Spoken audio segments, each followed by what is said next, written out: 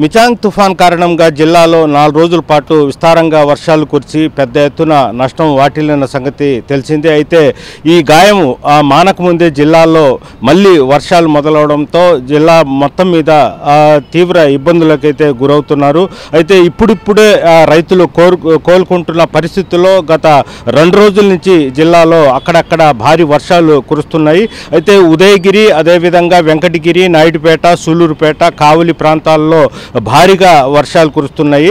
శుక్రవారం నుంచి ఉదయం నుంచి మంచు, అదేవిధంగా వర్షము తెరపివ్వకుండా కురుస్తుండడంతో పలు చోట్ల నారుమళ్లు కూడా పూర్తిగా మునిగిపోయిన సందర్భాలు మనము చూస్తున్నాము. అదేవిధంగా గత మించాంగ్ తుఫానుకి భారీగా నష్టమైన ప్రాంతాలను కూడా కేంద్ర కమిటీ ఒక బృందం పర్యటించి నష్టాలను కూడా అంచనా వేస్తూ ఉంది. అయితే గత 2 రోజుల నుంచి కురుస్తున్న భారీ వర్షాలకు కూడా కేంద్ర కమిటీ బృందం కూడా అంచనా వేసే ప్రాంతాలకు కూడా, నష్టపోయిన ప్రాంతాలకు కూడా వెళ్ళలేని పరిస్థితి అయితే మనకు తెలుస్తుంది. మొత్తం మీద శుక్రవారం నుంచి కురుస్తున్న భారీ వర్షాలకు పలు చోట్ల చెరువులు కూడా తెగిపోయే ప్రమాదం కూడా ఉన్నట్లు మనకు తెలుస్తుంది. అయితే ఎలాంటి తుఫాను లేకపోయినప్పటికీ కొన్ని చోట్ల భారీగా వర్షాలు అయితే కురుస్తున్నాయి. అయితే ఇప్పటికే నెల్లూరు జిల్లాలో చెరువులు మొత్తం నిండిపోవడం జరిగింది. అయితే ఈ వర్షాలు ఇలాగే కొనసాగితే మాత్రము చెరువు కట్టలు బలహీనపడి తెగిపోయే ప్రమాదం ఉందని కూడా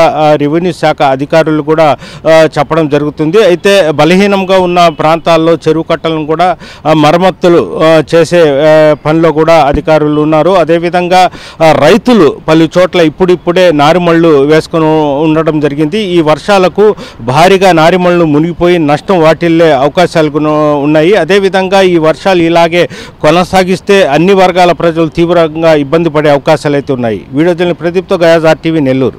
మరిన్ని వీడియోస్ కోసం ఛానల్ ని సబ్స్క్రైబ్ చేయండి. లేటెస్ట్ అప్డేట్స్ కోసం వాట్సాప్ ఛానల్ ని ఫాలో చేయండి. అండ్ లింక్ డిస్క్రిప్షన్ లో ఉంది.